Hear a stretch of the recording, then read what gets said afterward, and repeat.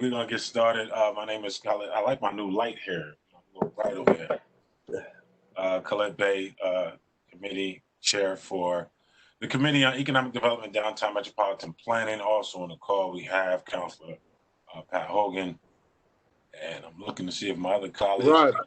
Rudd is here, and I'm expecting Councilor Carney at some point, who's another member, but also on the call. I see Councilor Driscoll, our Majority Whip. We have the Deputy Mayor. We have the Director of Zoning. We have our City Auditor in the room, Eric Ennis, for Business Development. And if I miss anybody, oh, I see Jen Tiff on here as well, and Commissioner Collins. So welcome, folks. And Heather, why don't we start? Well, is Evan on the call? Counselor, I'm here. You had sent me just one item to start, right?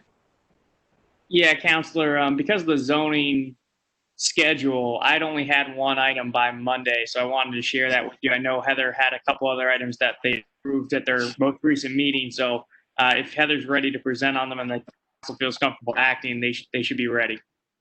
Yeah, I spoke with Heather, and before her, I also spoke with the clerk, and I believe, who else did I speak to about those items? This is relative to the JMA project. Those were the items, the letters that were not ready, but I asked Heather to put together a snapshot for us today, because it is my preference, and I'm hoping it's the same for my colleagues, considering the time constraints on this project in terms of construction, to move these on Monday, even though we don't have the letters in front of us. So Evan, whether somebody can present the initial item that you had first, and then we go to Heather. Want to do that? Well, the item I sent you originally was also zoning, so Heather should be able to present on all four items. All right, Heather, it's your party. Yay. Okay, so the first item was the local protected site designation for, I believe it's 205 West Seneca Turnpike. It's the Dale and Ann Tusing's property. So that was, they petitioned that themselves to the Preservation Board. The Preservation Board recommended it to the Commission. The Commission is recommending that designation to you. Okay. Any questions, Councilor Wright, Councilor Hogan? No. No, that's good. Sounds pretty straightforward. All right. So if you guys are okay with that, we'll move that onto the agenda. Yes. Yes. All right. Did Connie join us yet? All right. We'll still be waiting for Connie. Proceed, madam. All right, so the next three items are companion pieces, and it has to do with the JMA project. And there's multiple properties involved, about 18, and they are on Cortland and Salina and Clinton, Tallman, and Taylor, I believe, are the north-south, maybe east-west ones. So the first one is an abandonment, a street abandonment of 1,000 block of South Clinton, and then the 100 block of Cortland Avenue. And that is part of the comprehensive plan that JMA has proposed, which involves revitalization of that area, rehabilitation of the existing coin building, and the Plan Development District zone change and the Plan Development District plan are the two companion pieces that go together. In effect, the district plan is a mini comprehensive plan in and of itself, and they want to create a campus-like atmosphere for this company. They want to grow. They want to be able to phase their growth in a manner that allows them to be successful and an economic engine for the South Side. There was one person spoke in opposition, and I think you've seen the email letter that came in opposition there.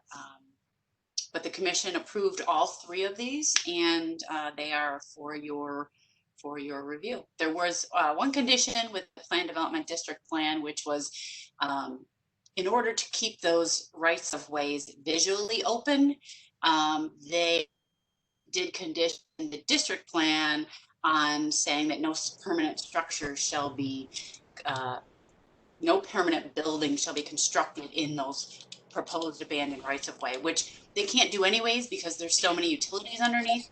And their proposal is to make the, courtyards pedestrian friendly kind of spaces for the employees and green space as well. Okay, appreciate that. Just to say a couple of things before my colleagues jump in.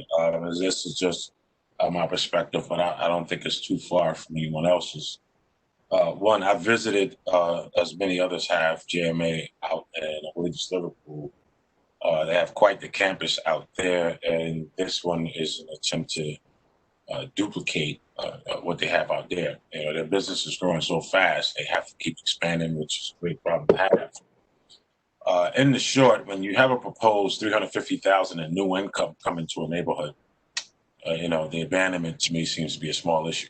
I'm pretty sure plenty of those people who may get an opportunity to have a starting salary of 35,000 to train would also echo that. So while I understand the argument that was made in regards to the Gateway plan, that plan was based on what the community wanted. And this, as far as I'm concerned, with due respect to those who made the argument, Coin Textile, from my perspective, doesn't fit in the Gateway. The Gateway was the South Salina Street corridor, or is the South Salina Street corridor, while the Gateway project was also on the South Salina Street corridor. It did not include Cortland. So, I appreciate the argument, but it doesn't apply to that situation. And again, not to be redundant, but this to me, this is one of those projects that have multiple benefits, not only the improved income, the improved aesthetics, and even for them to abandon Clinton, a street that, while used, is severely underutilized, and is most certainly not the most attractive roadway in the city. Could use a facelift, and if it's anything like what I saw out in Liverpool, I certainly welcome that idea. Any of my colleagues have any questions, comments? Councilor, I would support Councilor Bay in what he just said. I had the privilege of working with the JMA people with that Liverpool project as county, chair of the County Industrial Development Authority, and I think it's a great boon for the whole city. As a matter of fact, not only the South Side, and I imagine Councilor Allen's supportive too, Councilor Bay. Yeah, she is. Yeah, and the JMA people, I'm familiar with those folks, and I think it's a great idea. So that's all I got. Councilor Wright? I agree. Well said by both of you. If this could be the shortest meeting ever, Ms. Lemondola. Councilor Bay, I do have one question regarding the Oxford House. Fire away, Mr. Illustrious Second District Councilor. The Oxford, this plan doesn't include that, of course, does it? It doesn't seem to. Does it, Sharon? And I want to say two things. I know that there's discussions with Oxford. Okay. And the deputy mayor may be better aware of where they are, but there is definitely discussions with Catholic Charities for that property. Yeah, discussions involve, in order for them to reap the best benefit from the plan they have, it would be to not have the ox in that location anymore. Okay. So that is the process we're in the middle of right now. Right. And the only concern I have is what location they're going to end up with. Yeah, I know. But as far as I'm very in favor of this whole plan, taking the South Side's plan. So, right, Deputy, you were saying? The work that Catholic Charities does, particularly with the ox, it's a tough population, and they've been partners, and anything we've asked of them to assist with any issues we've had, they have a dilemma. They've looked at probably a dozen sites, and so it's going to be a dilemma for them. But for this project, it does not include that staying there. So I would like to offer two things. One, I have to correct myself. That's 3.5 million in new income. So correction, and it's most certainly worth the abandonment. Secondarily, to me, the Erie Boulevard location, or a Erie Boulevard location and Erie Boulevard location, I would say, would be the best option, especially considering that Krause's new favorable child, the rehab center, is going out there. You know, and you have the Salvation Army, you know, center out there. So why not locate or relocate where there are services right there on the same strip? You know, and you don't have the same issues with residents and the like on the boulevard. So, you know, that's just my recommendation, that somebody makes the recommendation to Catholic Charities.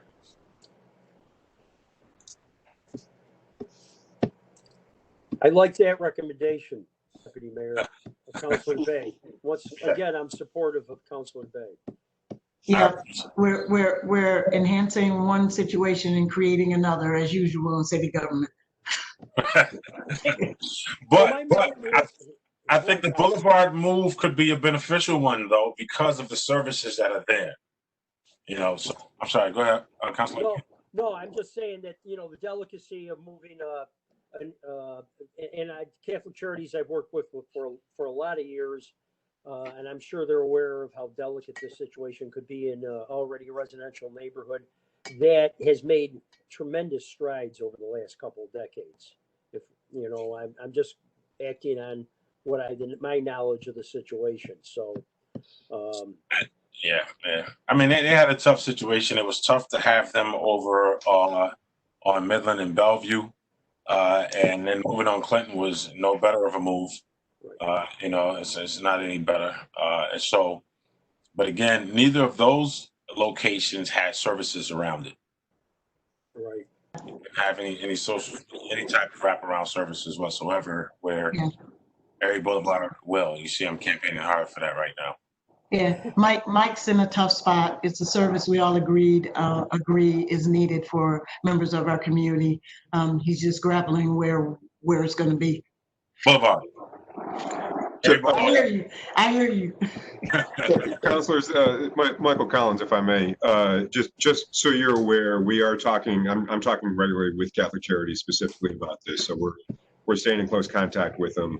One of the challenges where you all may be able to help at some point is that some of this is going to be dependent on state funding for them to be able to build out a new space. And as you all know, the state right now is in a similar situation we are. So, you know, when it comes time to figuring out all the money, we may need a little advocacy on that side.